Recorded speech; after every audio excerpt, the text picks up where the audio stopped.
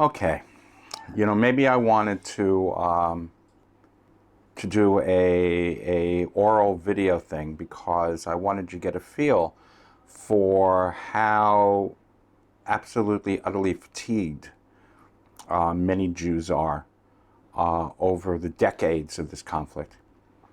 That we are put in a position, an impossible position, of trying to put across a accurate, truthful depiction of what is going on and why it's going on, when we feel that there is a total media blitz that is absolutely destroying any credence of reality, actually, and just feeding into a deep current of anti-Semitism.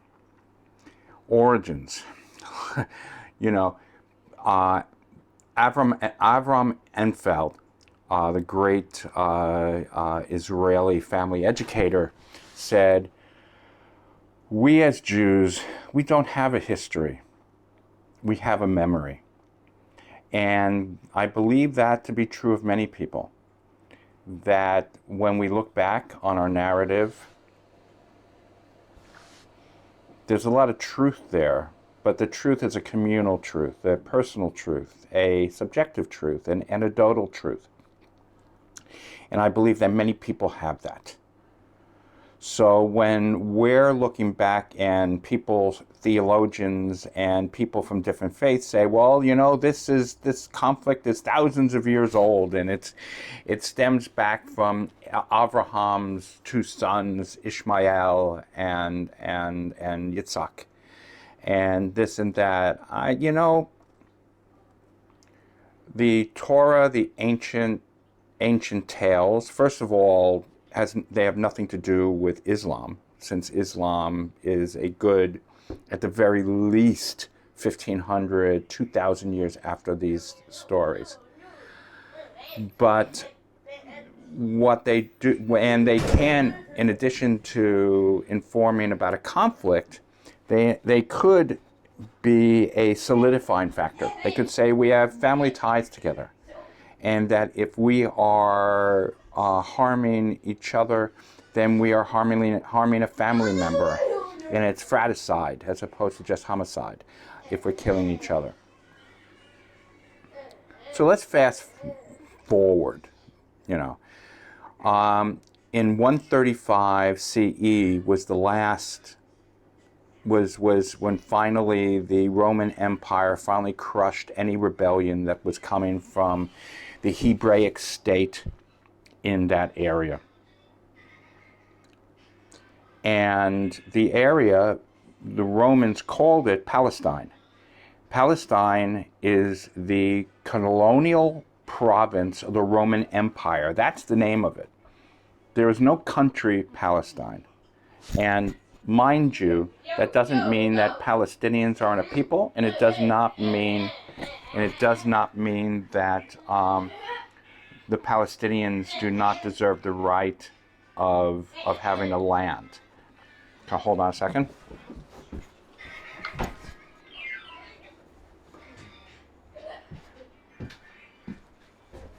Thank you very much. Between 135 CE and 1948, there were no indigenous nations there. There was a Jewish presence, and there certainly was an Arab presence. But there was no state. There was no Palestinian state. We are not talking about reforming a Palestinian state from the past. That's not on the table. It was, it was Roman Empire. It was any number of caliphs from Syria, from different areas in the region. It was Christian, at any time during Crusades. And the Temple Mount, back and forth. The thing that's a mosque now was a church when the Christians were there. Back and forth. So it's an area in flux. but there's always been a Jewish presence. In the first half of the 20th century, the early Zionists who came to then Palestine started, all the money was put towards creating schools, creating an infrastructure, so that if a Jewish state did get declared, it would survive. If you put that in contrast to what's happening now, because there indeed is a ton of money coming in to the Palestinian cause. Very little of that money gets to Palestinians. It is taken by the leadership, specifically Hamas, and it's put into place to destroy the state of Israel. But I'm jumping ahead. 1948. The partition of the land in between an Arab state that was going to be created and a Jewish state that was going to be created. The Jews, good with it. Arabs, not good with it. And what happened is that the Arab countries in the surrounding areas decided that they would attack the fledgling new nation of Israel in 1948 and push all the Jews into the sea. So they told the Palestinians that lived in the area, go leave, because get out of the way, do this. Well, it didn't happen. One of the things that is actually conveniently forgotten is that after that war, which Israel won, that Gaza and what is now the West Bank was not captured by Israel.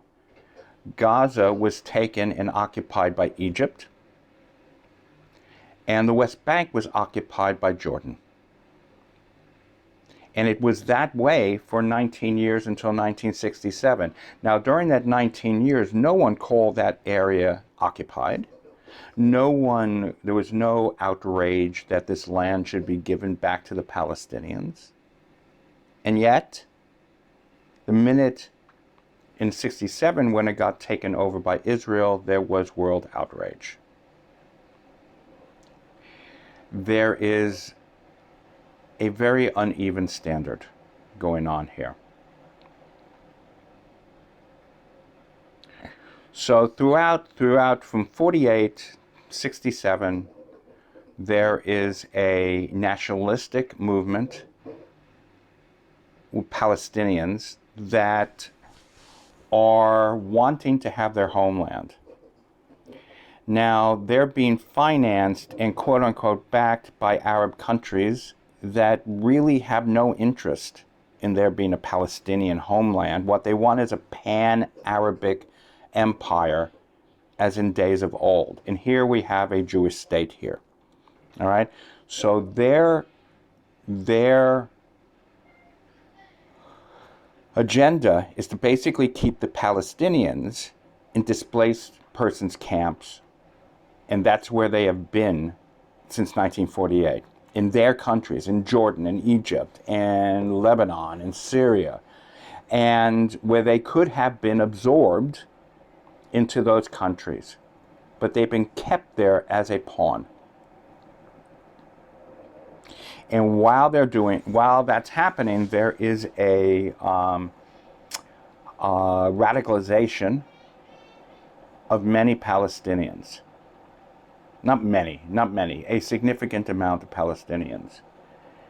And they form into the PLO under Arafat, and they perform all sorts of terrorist acts against Israel, while Israel is trying to get a peace accord so that there is a Palestinian state and there is a Jewish state.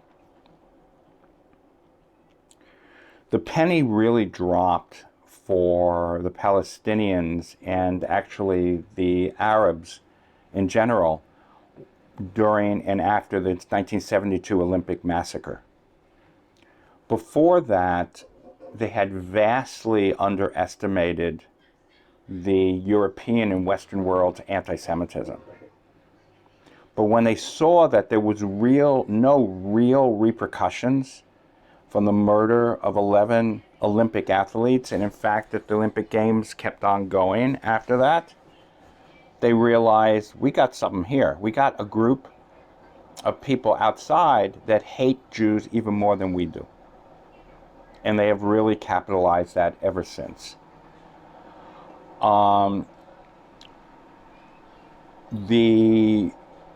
The bias of the media and the coverage of what is happening in Israel, certainly since the late 60s, has been unbelievably tragic and a real impediment to any type of peace, and an enabling not only extremists but groups like Hamas, which is a Iranian proxy in the area, to continue to prolong this conflict.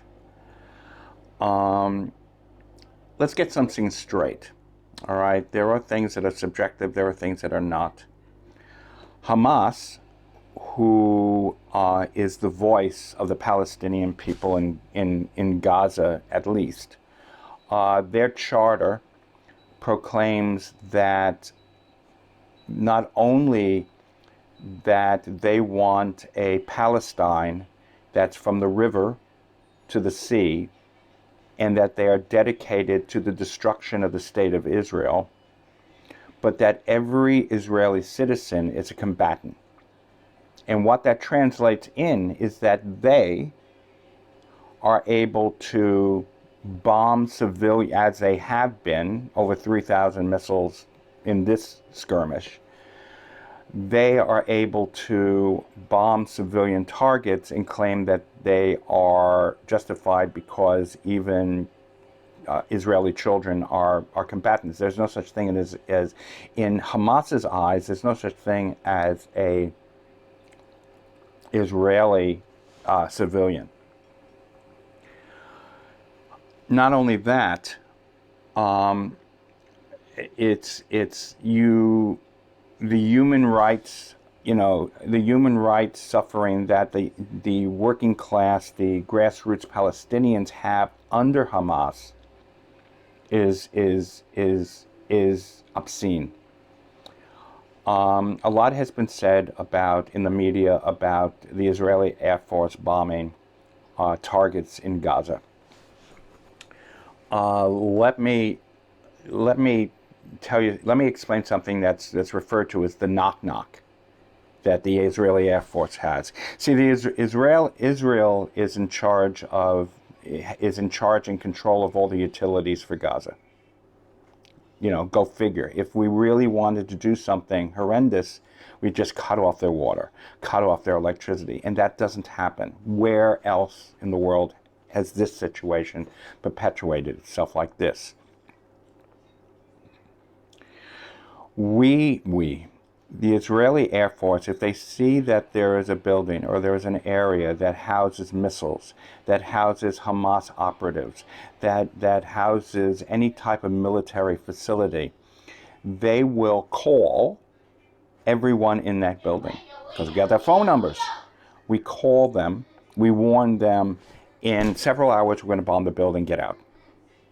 Then we put leaflets. We fly leaflets and drop them over there. Get out of the building. Keep yourself safe. Get out of the building. Then the knock-knock comes. Israeli planes fly over and drop dummy bombs on the roof of these buildings. Last warning. Get out. And then the building is bombed. There are civilians that get caught in this crossfire. There are civilians that get killed, and there are children that get killed. Why do they get killed? Because Hamas operatives do not allow the families to leave. Let me say that again. They know the building is going to be bombed, and Hamas operatives do not allow them to leave. Why don't they? Because they know it's good public relation to have dead children. And they can blame Israel for that. That's why they put missiles, rocket launchers in schoolyards. That's why they have hospitals that are military sites. But that doesn't get reported. So all this is to be said that if you see out there that there are these wonderful pictures of coexistence and Arabs and Israelis, arm in arm, and we can coexist. That's true. 20% of Israel is Arabic. And it's not perfect. It's not perfect. It's ridiculously imperfect. However, the people of Israel, both Arabic, Hebrew, Christian, Druze, Bedouin, try to work together. All of those pictures are in Israel. There are no Jews in Gaza. And you might go, well, Tal, why doesn't Israel just withdraw unilaterally from the West Bank and Gaza and see what happens? Right? Give them back the land and see what happens. Well, we did that. What was it, 15, 16, 17 years ago? We unilaterally pulled out of Gaza. All Jews. We pulled out of Gaza. It was painful because some of these Jewish families, they weren't families that they were for 6 months, a year. These were families that were living there 30, 40, 50 years. This is their home. But we pulled out, left Gaza, left the infrastructure intact, left the homes intact, with the hope that the Palestinians would make use of them and build a society that would work, would be sustainable.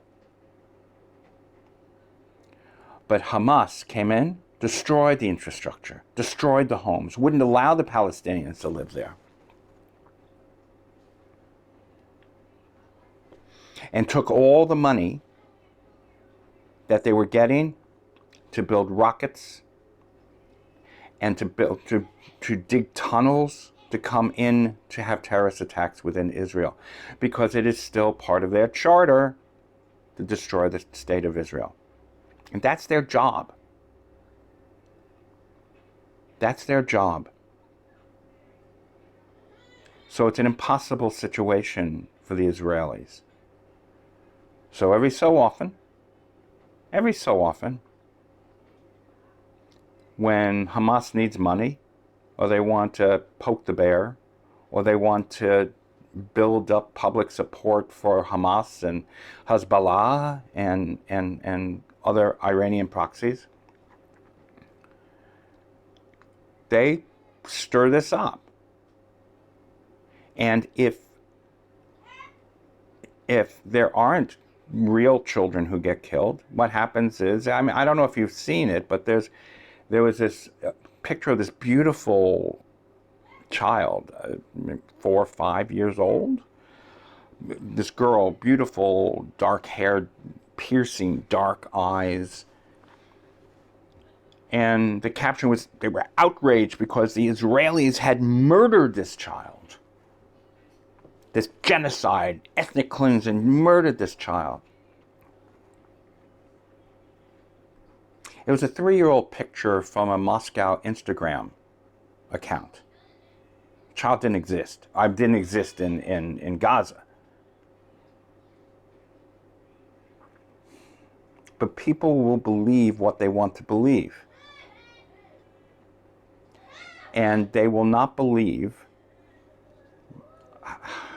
I can't say I can blame them, but they cannot believe that Hamas sees value in putting their civilian population in danger.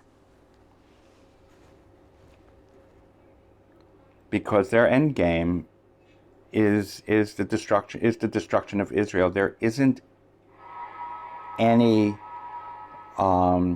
realistic proposition from the Palestinian side, and when I say Palestinian, I mean the leadership side, that has Israel existing.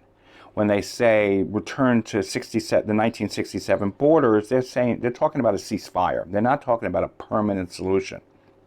For them, the permanent solution, from the river to the sea, which is, it's not even code, it's right out there. It's the destruction of the state of Israel. But we live in hope. And we actually, oddly enough, support, when anyone says free Palestine, yeah, we get it. But it's free Palestine from Hamas and Hezbollah and the leadership that is corrupt and just is perpetuating their riches with the blood of Palestinian people, and do not punish us for defending our people.